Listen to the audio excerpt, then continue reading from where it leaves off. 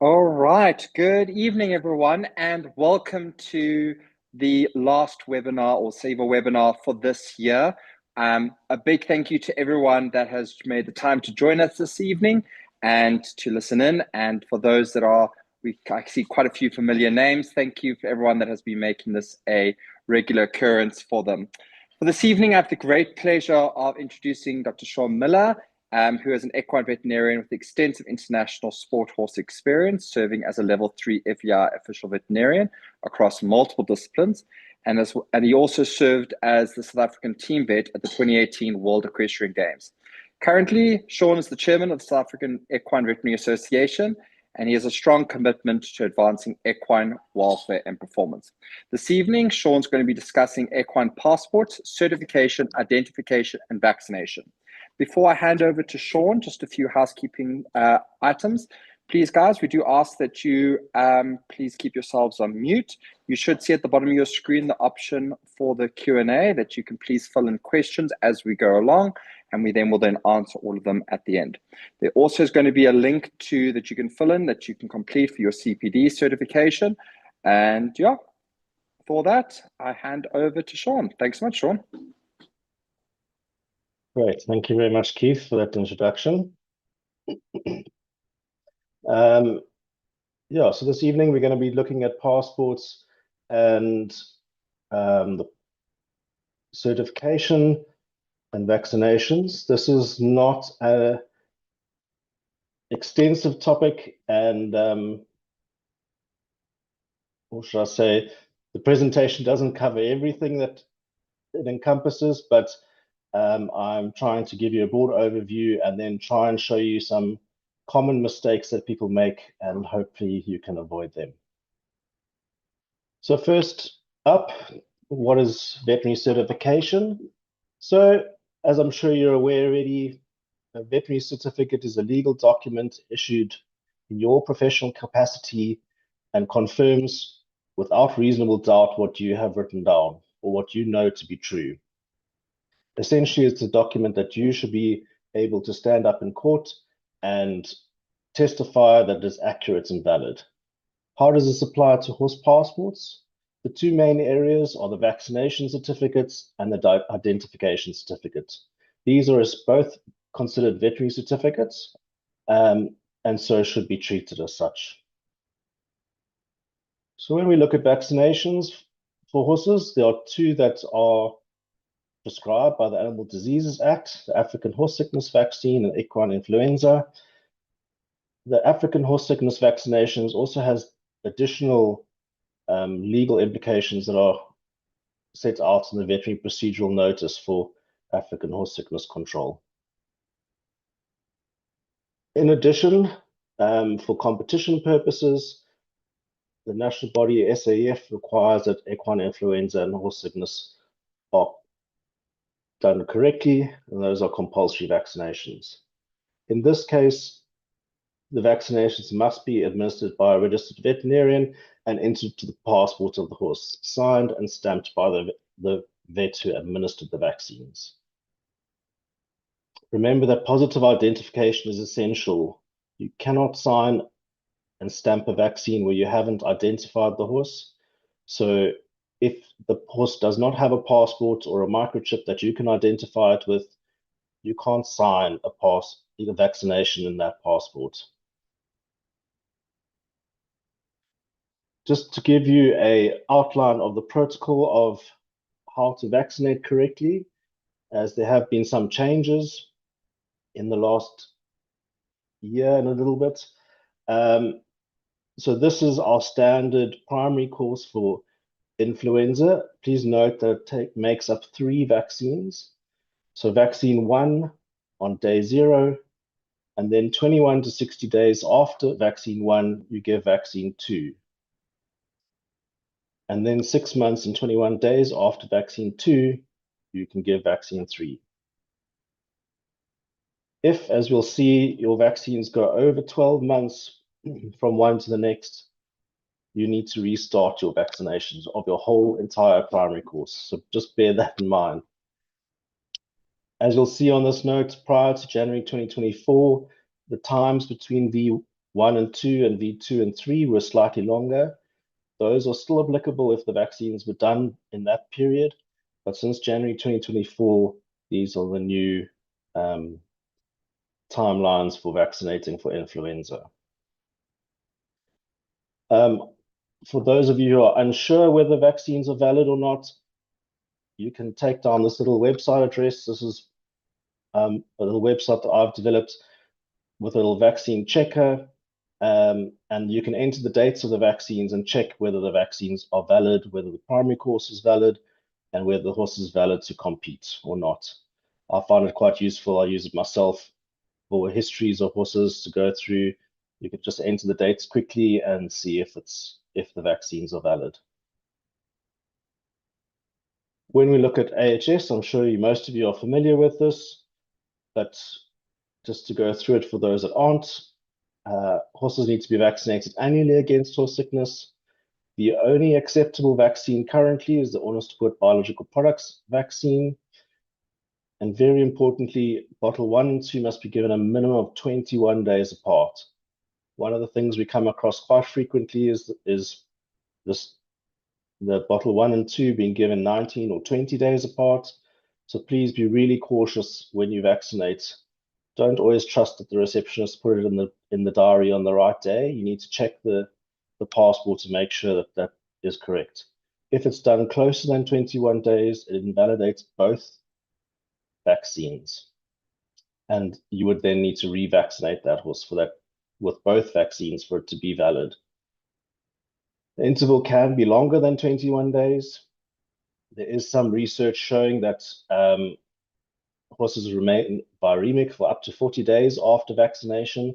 And so spacing the vaccine 4 to 6 weeks apart may actually be safer for horses, especially those that are naive or only receiving their first couple of vaccines. Remember, if you're in the Western Cape region, there are specific vaccine protocols that you need to be aware of. You are only allowed to vaccinate between certain dates. For checking dates, I found this little app, Days Between, quite useful. If you're unsure or can't count very well, it's a nice free app that you can download and check the days between your vaccinations to make sure that you're on the right track.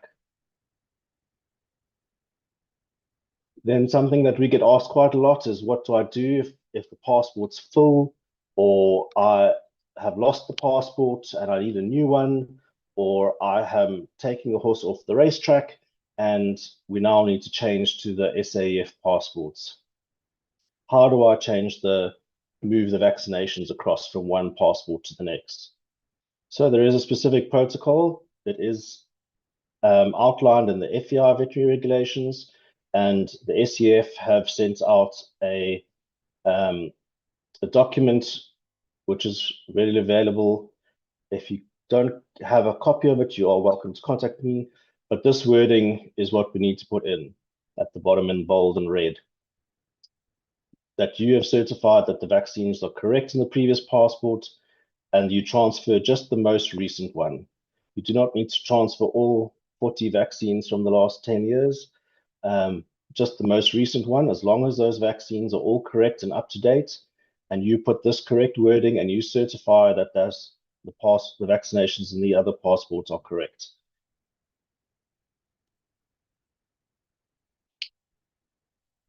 Just some examples of what to do when filling out passports. On the right, you can see a basic primary course. I've just put V1, V2, and V3 there with the days between. So it don't have to be exactly 21 days. It don't have to be exactly 6 months and 21 days, but this would constitute a valid primary course for vaccination. One quick thing that we'll come to later, when correcting passports or changing something in a passport, one simple line through the incorrect information, fill in the new information, date, and countersign that information.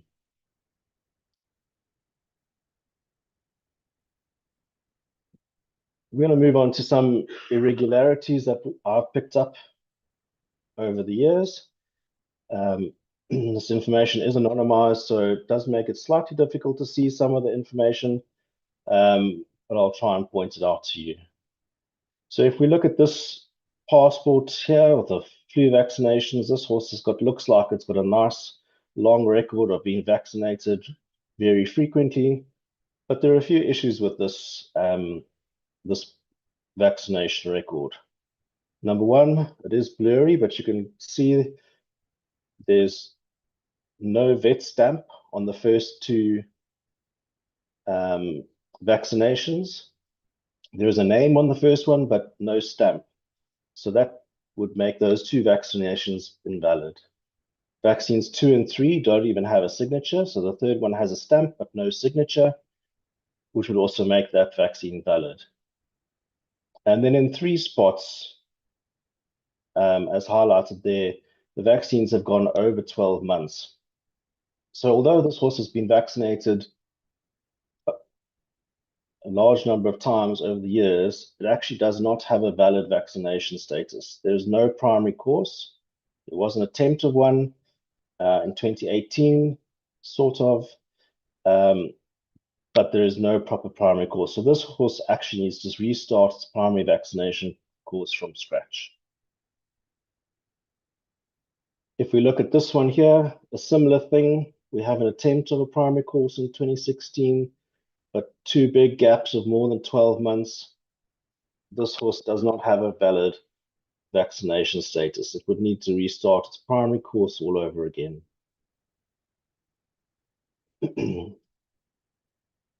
Look at something interesting here. Gap of 12 months. Also, please note the use of Tipex. So we're not allowed to use any correction fluid, and we'll come to that a bit later. No Tipex or any other correction fluid is allowed in the passport. This is a slightly more interesting one. We've got a vet's name and signature, but no stamp. And we have batch numbers, but no details of which flu vaccine. And in the horse sickness case, the batch number is also missing. So these vaccinations are not valid.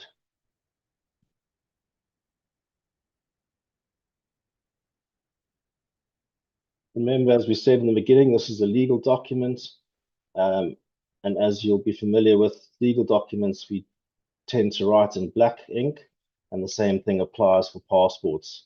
Blue and red ink aren't acceptable. Please always write in black ink. The legitimate reason for this is blue ink doesn't photocopy very well. So if you're copying pages, blue ink is not going to stick out. All right, we're going to move on to passport identification. And this is the biggest part of the presentation this evening, and where most people make mistakes. As I said at the beginning, it's not exhaustive. There are lots of other aspects that you can look up.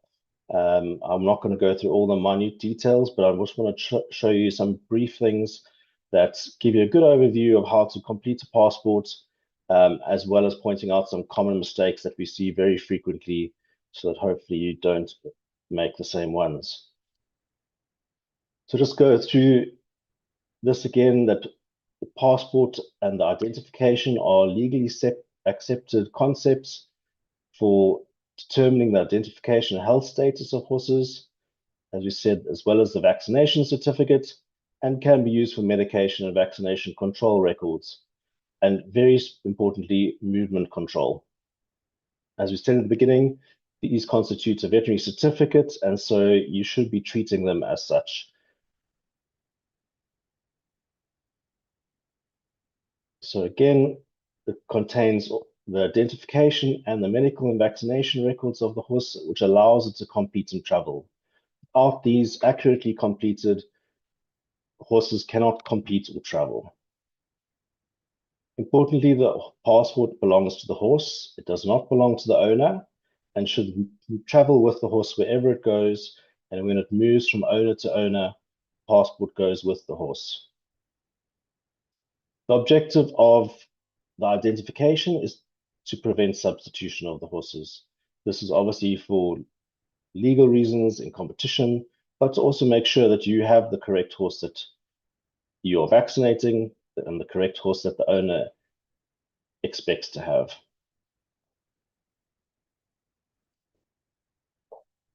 Excuse me.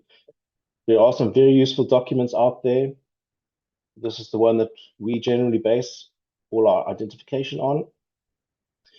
It's a freely available document from the FEI on identification of the horses with help on the narrative and the diagram.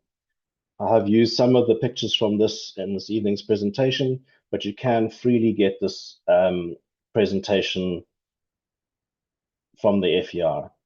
The FEI also has a number of courses on the FEI campus, which you can log into and become a member of. You don't have to be an FEI vet as such, but you can create a campus account and do the courses on the colors and markings of the horse and the equine identification and passports. So, as we said earlier, there are a few things that we need to be aware of when filling out a passport. No typics at all. If an owner has tried to fill in something and started filling in the typics, tell them to buy a new passport. Cannot use typics in the passport. When we're filling out the identification description, we don't leave any blank lines. We either need to write nil or none in them. Remember always to sign, stamp, and date, as this is a legal document. As I said earlier, any correction that you make, if you have made an error or changing stallion to gelding, please cross it out, write the correct word, and countersign and ideally date when you have done that. If you are unfamiliar with how to fill in a veterinary ID, an equine passport ID, the instructions are in the front of the passport. So please take time to read those, find a passport that you can read, and just follow the basic instructions. And unfortunately, when it comes to movement and vaccine violations and things like that, you're an equine vet or you're working with horses, you need to know what the rules are. And so you need to educate yourself.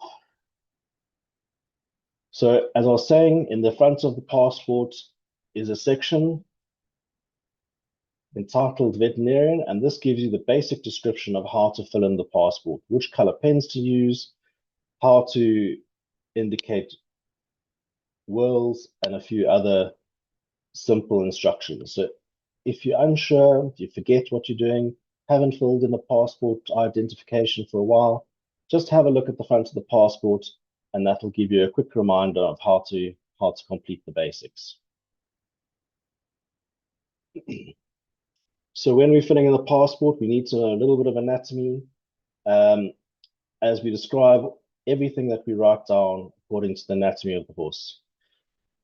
This is acceptable anatomy that is sort of more equine jargon, but if you're not familiar with the absolute equine jargon, you can describe it anatomically, but we tend to use these terms because they're a little bit shorter and universally used. Remember, when completing whirls, we mark them with an X, and we identify all white markings on the horse. And this includes the fesh marks. Remember that some white markings can be bordered, and I'll show you an example of that later. Scars we indicate with an arrow. I'll give you an example of that. Brand marks, whether they be hot or cold brands. And then prophet's thumb is indicated with a little triangle. So this is a little prophet's thumb that you can see in this picture at the bottom. It's just a little indentation within the muscles and can occur variably on the neck. And it's quite useful as a unique marker. Remember, when drawing your diagram, which is left and which is right, we always use the horse's right or anatomical right and left.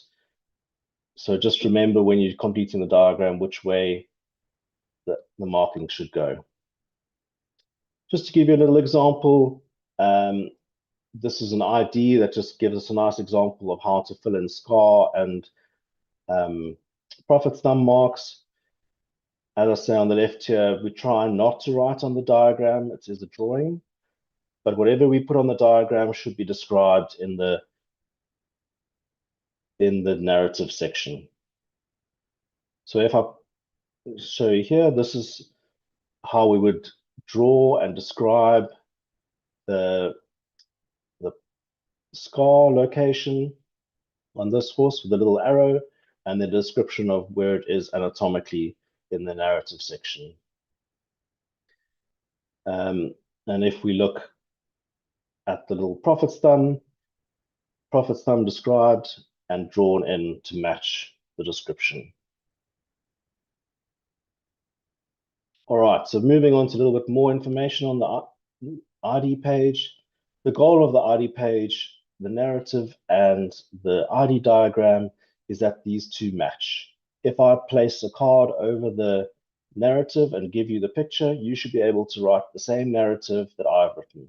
And vice versa, if I place a card over the image that you've drawn, I should be able to write the same narrative that you have based on that picture. So whatever you draw should be written down and vice versa. Remember that for competition purposes, from January 2022, microchips are essential, and they must be the ISO 11784 and 785 microchips, the long 15-digit microchips. The short microchips with numbers are no longer accepted if implanted after 2022. Obviously, if you have an older horse that received one of those before that date, we will accept those, but implanting the short numbered microchips is not acceptable from 2022 on. When completing the narrative, remember we want to be able to read it, so we use block capital letters only. Another tip, please write out the gender, don't use F and M. M particularly can be very confusing with mare, male, mundluk, and it's not clear what you're saying. We prefer the use of terms stallion, gelding, or mare. When completing the year of birth, you can just put the year. If you know the exact date, you can put that as well. As I said earlier, in the narrative description, we don't leave any blank spaces. The reason for this is someone can then come and fill in additional things which they shouldn't be doing and make this into a horse that it wasn't. And so to avoid fraud, we don't put any blank spaces. And then if you make a mistake, no typics. Please cross it out, countersign it, and write the correct thing. The advantage of the current system with the SAF having a single page for you to fill out rather than filling directly into the passport is that you should almost never make a mistake because you could redo the page and submit it without mistakes. When we're looking at the diagram, white markings are completed in a red ballpoint pen, and this is all white markings that may occur on the horse, including flesh marks and markings on the hooves, which we'll come to. Everything else should be in black ballpoint pen. So some things that may be useful, remember to ask them to clean the horse before you do your ID, so things aren't hidden. If the horse is dirty, please clean it. You cannot do an ID if the horse has boots or overreach boots or blankets on. You need to see the entire horse. One thing that can be very useful, particularly with the hooves, to see striped feet, striped hooves, is to wet the hooves, wash them so that you can see the color properly. What can be useful in gray horses sometimes, if you suspect that there might be a white marking that was originally there before the horse turned gray, you can wet the leg as well, and that will give you an idea of where the white skin is and can highlight white markings on the legs that you wouldn't necessarily otherwise see. This is particularly useful for horses that have very little identifying features, gray horses with very little identifying features, and so it can be helpful sometimes to wet the legs of the horse. So basic things, looking at the color charts of the horse. We tend to stick to some very basic colors that are outlined in that FEI document. Color definitions vary across the world. And so it's important that we stick to a fairly straightforward definition. There are some additional things like light bay, dark bay, red bay that you could use, but it's not essential as long as it is clear which color the horse is. These can be looked up in that FEI document so that you can be sure. Just a note on the year of birth, as we said, if you know the exact date, you can fill that in. That's often more useful. If you do not have any evidence of when the horse was born, you need to determine the age of the horse by the teeth. So if you do that, or if you are estimating the age, you need to say in that year of birth block that the age is estimated, or the date of birth is estimated, should I say. So I tend to say approximately, but you could also say estimated. So I say approximately and give the year that we assume that the horse was born based on the aging of the teeth. Please remember that we want a year of birth and not an age. Age is not very helpful. Okay, moving on to the actual identification, the diagram. We always draw the whorls on the horse's head and neck or crest. These are fairly standard, but vary in their actual placement on each horse. Excuse me, and so very useful. Where we have very few or no white or unique markings on a horse, you need to go looking for more whorls. The whorls can occur on the head, the neck, throat, the trachea, the jugular groove, the jowls, the forearms, the chest, the belly, the stifle, or the hind legs. And so if there are no markings other than whorls, you need to go and find as many whorls as you can. I normally work on the rule of at least 7 whorls if there's no white markings, and that is the most likely way to give you a unique identification diagram narrative for that horse. If there are distinctive marks, so white markings, etc., that you can readily identify the horse with, it's not necessary to go find all the whorls, but you only need to fill in the head and neck whorls. It's not wrong if you do fill in more of the whorls, you just need to describe them in the narrative. When we're looking at the white markings, there are a whole number of standardized ways of describing those on the face, star, stripe, blaze, etc. Those are easy to look up if you're unsure, but just remember that the way we describe white markings is regular or regular. They can also be mixed, so mixed pattern with the hair of the base coat. We can also get bordered markings, where a band of black skin or hair mixes with the edge of the white marking. Flesh markings are where the pigment of the skin is absent, and this is typically on the muzzle and between the nostrils. You also get other permanent white marks, which can occur from trauma, freeze branding, or surgery. When describing the marks, remember that we want to know the size, shape, intensity, and position of the marks as you've drawn them. When we're looking at the limb markings, we do essentially the same thing, describe the white to the anatomical region.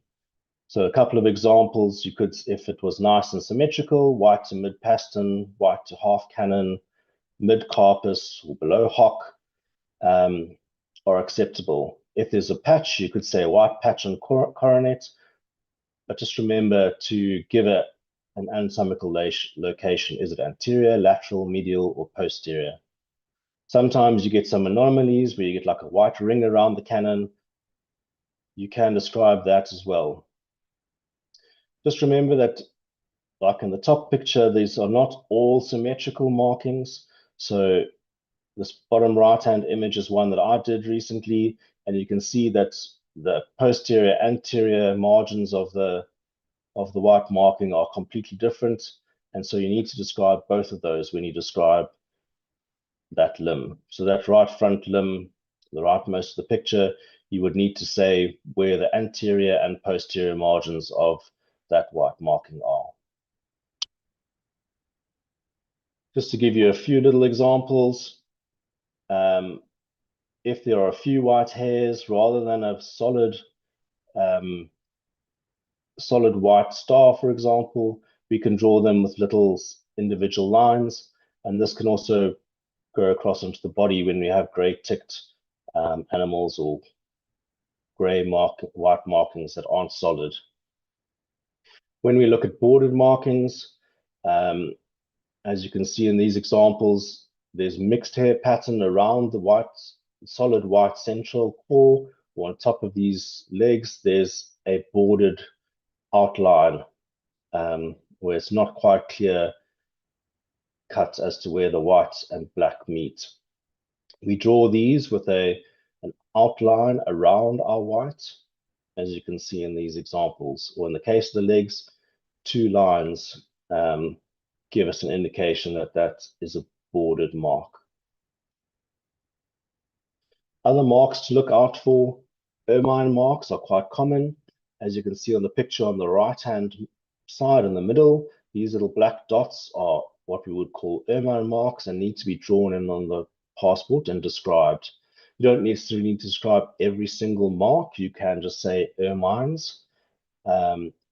Striped hooves are very common. And then we do get some other abnormal markings, like this black mark on the bay horse on the left. That should be drawn in.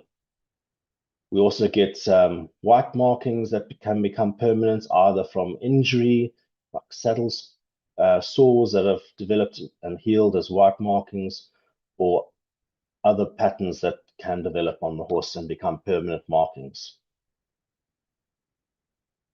Some of the other things to look out for, as we said earlier, branding, freeze branding, and hot branding give you slightly different markings.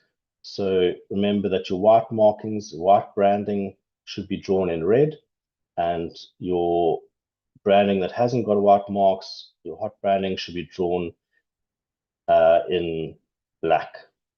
Some horses have tattoos. This has largely fallen out of favor due to the use of microchips, but be careful. There are some horses around with tattoos, particularly the boerpaards, often have a tattoo on the lip.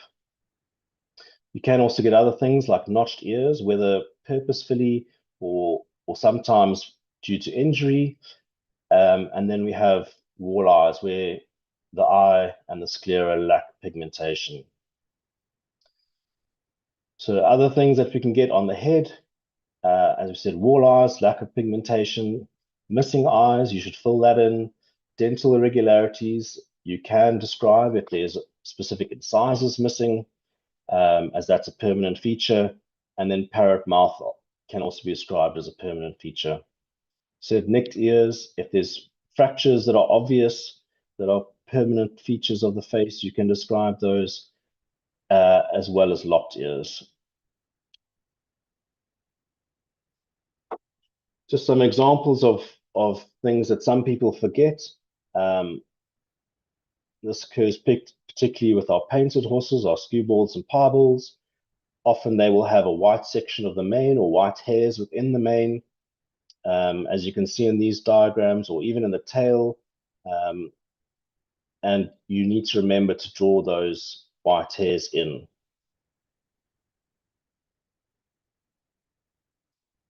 This is just to give you a little example of a correctly completed ID. This is how I do my IDs. I type them out because my handwriting is terrible and no one can read it. I'm not going to go through the whole thing, but essentially whatever is described at the described at the top in the narrative, I have drawn in the bottom of the picture. So if we place a card over either section, we should be able to replicate what is described or drawn, so that anyone can identify this horse.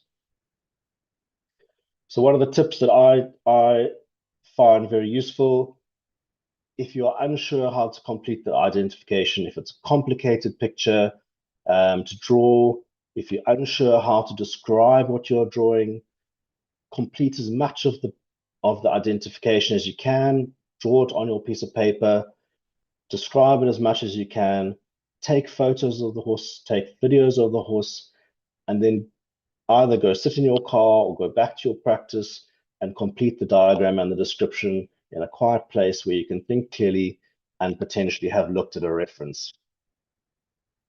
So I find the biggest mistakes that I make is when I'm trying to draw the picture while the client is talking to me next to the horse. So I prefer to draw as much as I can while I'm there, take photos of the horse, of any markings that I'm unsure of. If I need to go refer to a reference document like an FEI identification document, I can then do that quietly at the practice and fill in the document properly. Also gives me an opportunity for checking for mistakes, spelling and things like that. And I can then redraw the diagram and if I need to. You can then scan the document in and email it to your client. They don't need to have the physical hard copy. It's going to be scanned to the SAEF anyway. So if you can make a nice scan of it or send them an electronic copy, you're already halfway to doing their job for them. Just some examples of some identification irregularities we find in the passports quite commonly. So this is something that we see often, red and blue pen. So this is a no-no. Remember to write in block capital letters, only in black pen, and no typics allowed. As I said before, please don't use M as a gender or sex for the animal. It's very confusing. Stick to stallion, gelding, or mare. Another couple of examples of using typics. So this isn't allowed, as I said before. These are two passports that you can clearly see on the left-hand side. The vet has filled in some details of the breeding and stamped and signed the passport, but there's no description and no diagram completed. This is illegal, and this is going to open you to fraud. Clients or unscrupulous person is going to take this passport, draw whatever they want, and to make this into whatever the horse they want. So please do not stamp and sign an identification document until you have completed the entire identification. On the right-hand side, we can clearly see a nice diagram. There's some nice identifying marks, maybe not entirely correctly filled out, but when we look at the description, it says blaze and whirl. So we can clearly see that if I put the card over the ID diagram, you could not replicate this diagram based on that description. So very important, whatever you draw, you need to describe, and whatever you describe, you need to be able to draw.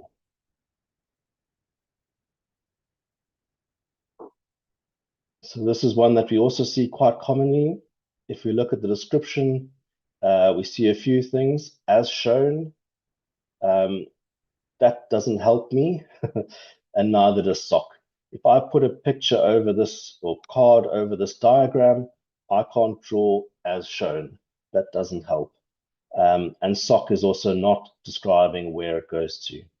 If we look at the diagram as well, these red marks or white markings drawn in red shouldn't be completely filled in. Only the feet and flesh marks.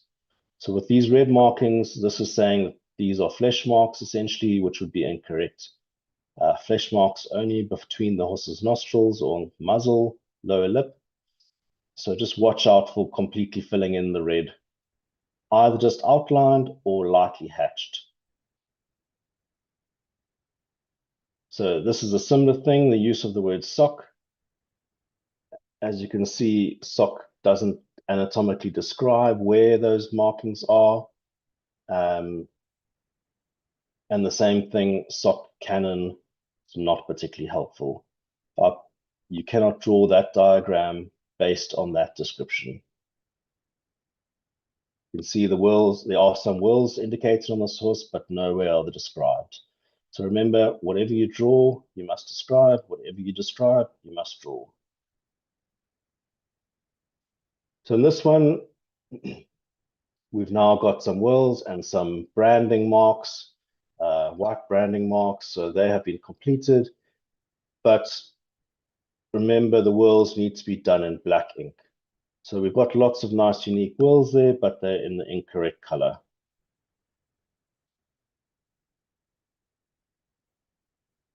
One of the things I said in the beginning is that we try not to write on the description, sorry, on the ID diagram. The description is for writing, the diagram is for drawing, unless you really have to write something unique.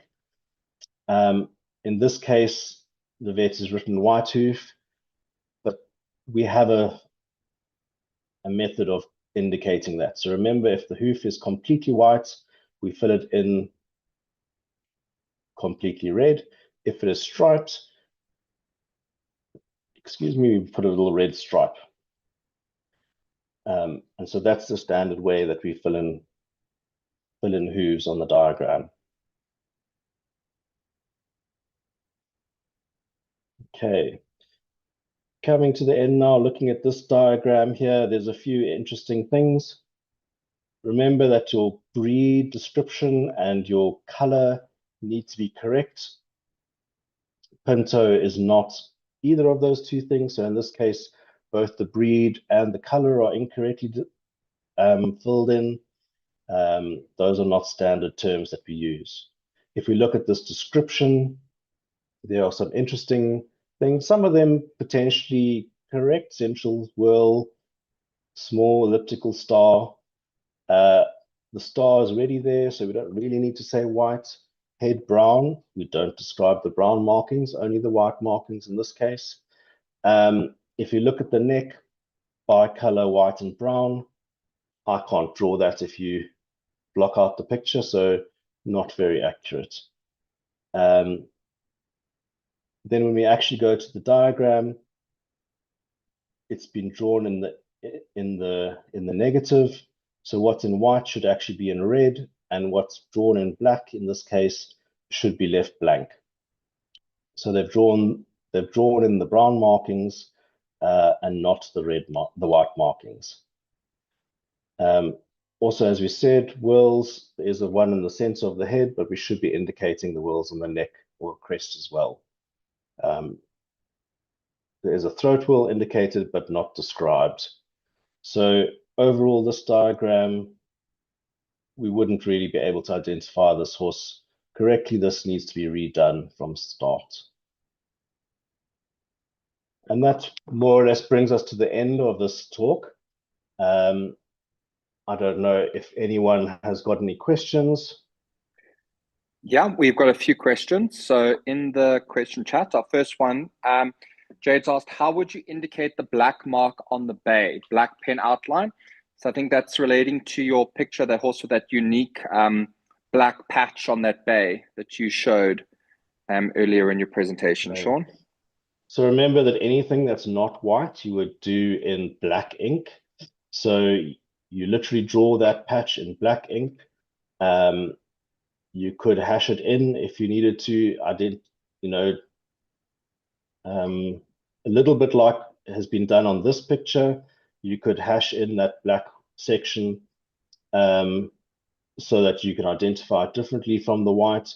And then you would describe large black patch, left side of horse from dorsal midline to ventral midline, something along those lines.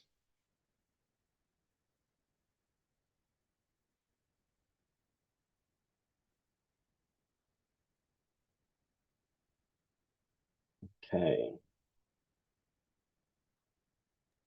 Sorry, I was muted. How often should the ID page be updated in the passport, especially with regards to scars or graying in the horse? So there's no specific timeline for that, but if you notice when you're filling in you're coming to vaccinate your horse every year, and you notice that there are significant changes to that identification of that horse, there's a big new scar, or the horse, in the case of graying, has significantly changed color, you can update that. In the case of the gray horse, there isn't much to change unless you mean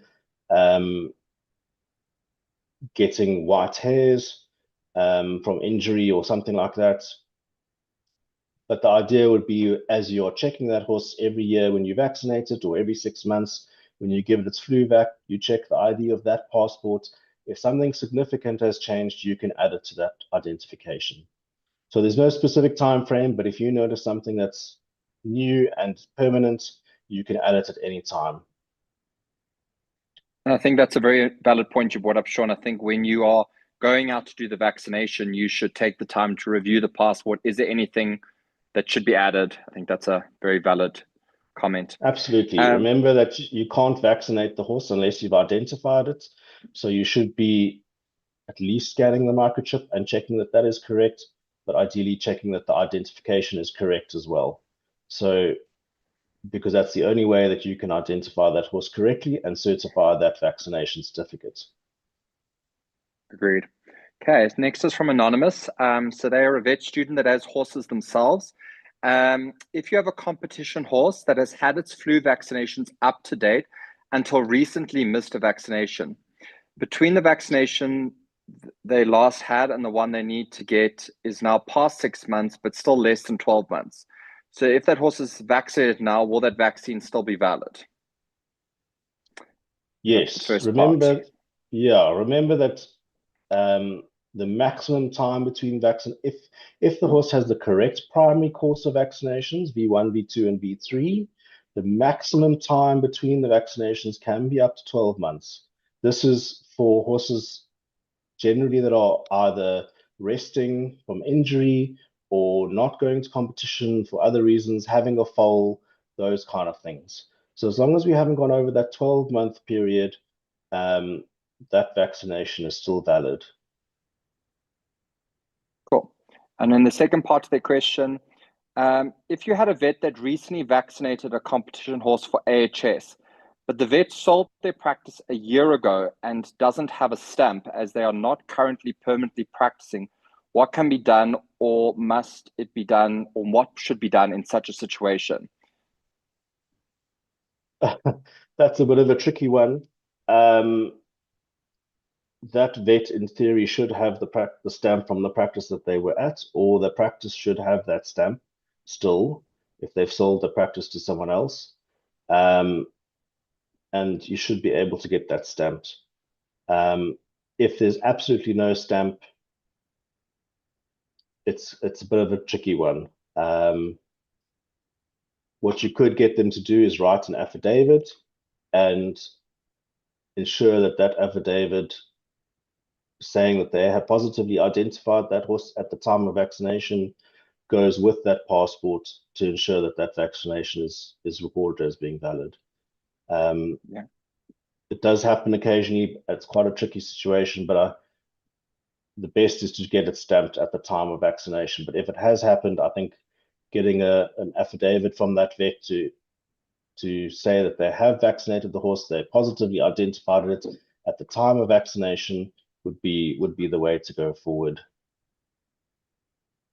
And I think just on that note, Sean, correct me if I'm wrong, a vet needs to be registered with some practice in order for them to practice veterinary or perform veterinary services. You can't sort of be, for lack of a better word, on your own and just be vaccinating. You have to be linked to a practice, I think. Yeah, that's correct. So if they've left their practice and no longer have any form of association to any form of practice, they cannot be then legally be completing that passport, surely. Look, as if they're a registered vet, they probably could, but they should be linked to a practice because they need a practice stamp with their practice details where they can be contacted to put in the passport. Yeah, agreed. All right, then from Nelmarie, if a microchip is placed, must it be signed and dated? So I guess that's asking if it's placed after the passport was originally made. Yeah, so if you've got a horse that has an ID already with a passport and you now come along and put that microchip in, absolutely, you put the microchip number in that space, um, and next to it you write microchip inserted, and you sign and date it and ideally stamp it as well to show that you are the vet that inserted that microchip and on which date you did that. So exactly the same as if you gelded a horse, like I showed you with the correction near the beginning. You you fill in that detail. So in the case of a gelding, we've cross out stallion, write gelding, sign and date. So the same thing with the microchip, fill in the new microchip number, sign and date it. Cool. And then I think quite a relevant one, considering the changes, from Cara. In the case of thoroughbreds off the track, when the primary courses are not done by a vet, for example, the stud manager, but the horse has an extensive history of vaccinations during racing, which were done by a vet, why should the primary course be redone when changing over to an SAEF passport? So that's a I know good this is one question. we've all been exposed to. Yeah, so it's a good question. For competition purposes, the the veterinary regulations of SAF clearly state that the vaccinations must be done by a veterinarian. And if they're not done by a veterinarian, they're not considered as valid. So in this case, the stud manager would have done them, who's obviously not a veterinarian. If they happen to be a veterinarian, then you're lucky. Um, but they are generally not veterinarians, and so that is not considered a primary course of vaccination. Um, this has changed for racing. Racing no longer allows stud managers to vaccinate horses. It now all has to be completed by a veterinarian. So racing have also realized or recognized that this is incorrect to allow managers to vaccinate horses because it invalidates the vaccines. And so it's also changed that for thoroughbreds, only veterinarians are allowed to vaccinate horses. From Peter, what's the youngest that a foal can be vaccinated if the foal is from an unvaccinated mare? Um, so you would need to look at each vaccination uh, leaflet on its own or insert on its own. Each vaccination will have different um, recommendations of when you can vaccinate. Generally, this the rule of thumb is from 6 months. That's what I use. Um, but some vaccines can be given earlier in horses that you are worried about being exposed. But please check the vaccine insert to make sure that you follow their instructions. Cool. Next from Output, which walls are not indicated on the diagram or description? So remember, as I said, we generally do the whorls that are most common always. So the head and the neck or crest, we always indicate and describe those. If the horse has got lots of white markings, lots of unique markings, you can leave out the other whorls, but generally we try and describe as much as possible. So particularly if it's a horse that's got no markings, no white markings, or it's a gray horse that is very gray and has no white markings that you can see, we then describe as many of the whorls as possible, ideally 7 or more, because we want to create a unique description and picture for this horse. Cool. If updating the ID page, do you sign against every new addition? So if you are doing a new edition at different time points, then yes, you would need to do that. If, for example, like one of our examples, there are a number of errors in the description, for example, or the diagram, you can correct them all in one go.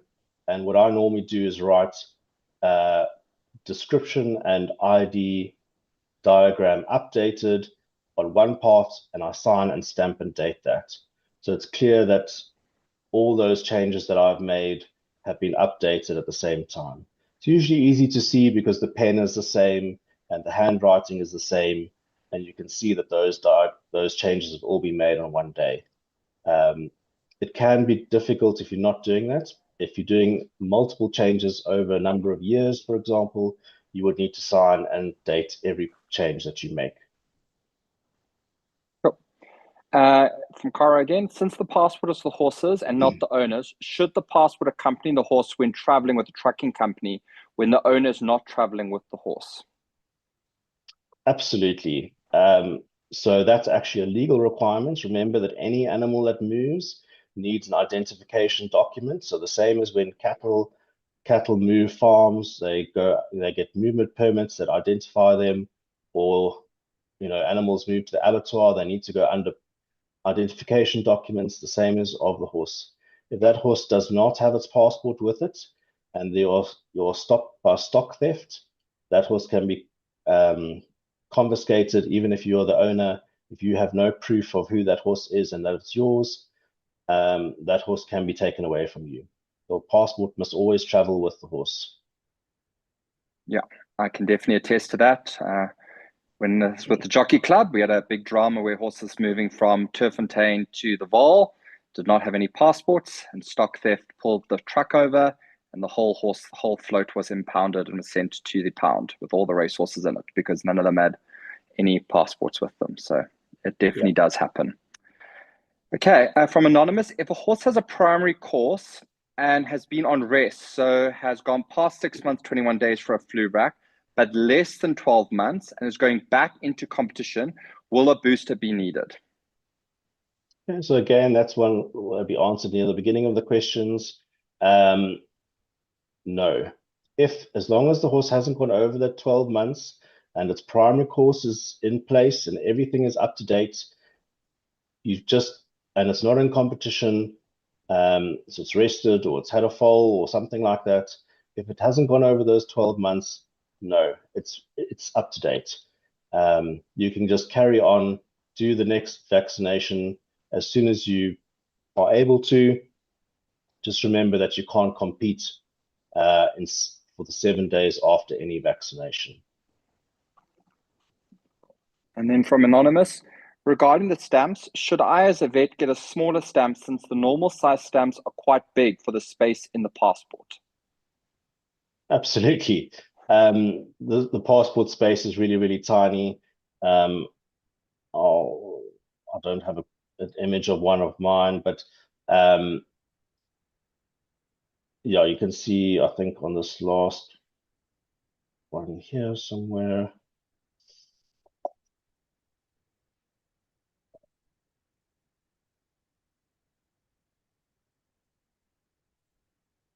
Take a little while to find it. Anyway, but yes, ideally get a smaller stamp so that it doesn't take up all the lines. It's just be kind to the next vet that's coming to sign that passport. So they are available. You just got to get a design and work with your stamp maker to make sure they make a nice small stamp. It is possible. It really helps the other vets because you're not blocking and stamping over everyone, stamping over the batch number and all that sort of thing. So ideally get a nice small stamp that fits. It must have all the correct details on it. So it needs to have your name, your contact number, the address of your practice, and your SAVC registration number. You need to be able to identify who the person is and trace them should there be issues with anything that's you've stamped in the passport. Cool. And then the last two questions are following the same trend. What about locum vets who are not affiliated with a single clinic? Are you still a registered vet even though you're not affiliated with a physical clinic? And then, yeah, the same. What the next one is again, what about vets that don't have their own stamp but are locums at different practices? Can they still vaccinate? So yes, you can still vaccinate. So we want to know who that person is. In this case, what I would suggest is you use the practice stamp, and then I would handwrite your name and your registration number, and possibly your phone number as well, so that should there need to be a follow-up, we can follow up with you. The thing about the stamping is that we want a legitimate practice. So if you are locuming at a practice, use the practice stamp that you're locuming at, and I would then fill in your name as well as your SAVC registration number and your phone number, so that if there is an issue with that vaccination, we can phone you and follow up and say, did you really do this vaccination? Did you make a mistake with that? So I think that is a way around that.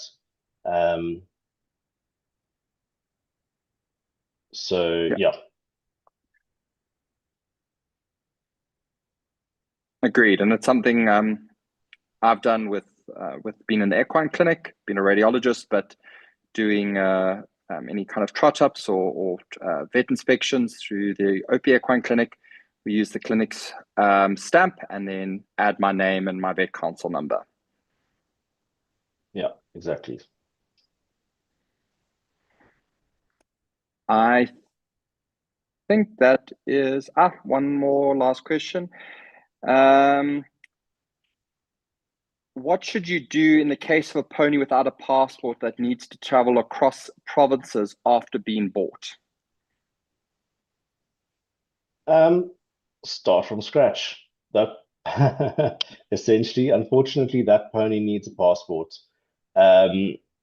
So you need to do the ID correctly, identify that horse, place a microchip, ideally, but at least do a very good ID.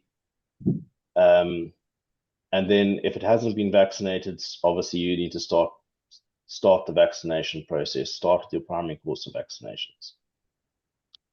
But the big thing, yeah, get the ID done. That horse shouldn't move until it has a proper ID in the passport. Yeah, and I think on that, the passport needs to be verified and certified by SAF. Absolutely. So that's the other thing. Passport's not valid until it's been stamped and certified by SAF. So the ID page will have been done because that gets done at the time that they produce the passport. But the owner then needs to fill in their details as owner, and that needs to get certified by SAF as well. Cool. I think that's all the time we have for now. I'm sure that if you guys have any more further questions, Sean's details are on the screen. You can drop him an email, and I'm sure he'd be happy to give you guys some guidance and advice going forward. Cool. Absolutely. Thank you, everyone. I'm more than happy to answer any questions. And the other person that is also a wealth of knowledge is Dr. Sheila Hegarty. If you are unsure, she's also great at helping you work out what to say and say in the description or how to draw the picture. So I'm sure she would also be more than happy to help people out that are stuck with how to fill in an ID or what to do with the vaccination that's not correct. Thank you very much, Sean, for taking the time out to talk with us this evening. Thank you, everyone that has joined us for the last couple of months for these webinars. We hope you've enjoyed this initiative that we've started with SAEVA, and we look forward to having you guys on again come January. So look out for the announcement of that. Otherwise, wishing everyone a wonderful festive season ahead, and we look forward to having you guys again with us next year, and to everyone that's going to be joining us for the SAEVA conference in February. We hope to see as many of you guys as possible in February.